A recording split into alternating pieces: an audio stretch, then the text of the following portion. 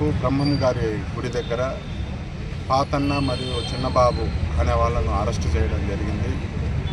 వీరి ఒప్పుదల మేరకు ముప్పలకుంట వెళ్ళే పిల్లలపల్లి బీట్లో రిజర్వ్ ఫారెస్ట్లో 32 మోటార్ సైకిళ్లను రికవరీ చేయడం జరిగింది.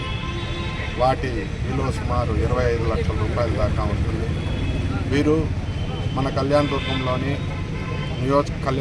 నియోజకవర్గంలో అలాగే బొమ్మనహాల్ పోలీస్ స్టేషన్ లిమిట్స్లో గత 2 నెలల నుంచి వీరు మోటార్ సైకిల్ దొంగతనం చేసి కొన్నింటిని అమ్మి మరికొన్నింటిని రిజర్వ్ ఫారెస్ట్లో దాచిపెట్టి వాటినన్నింటిని ఒకరోజు బెంగళూరు తీసుకుపోయి అమ్మదలుచుకున్నారు.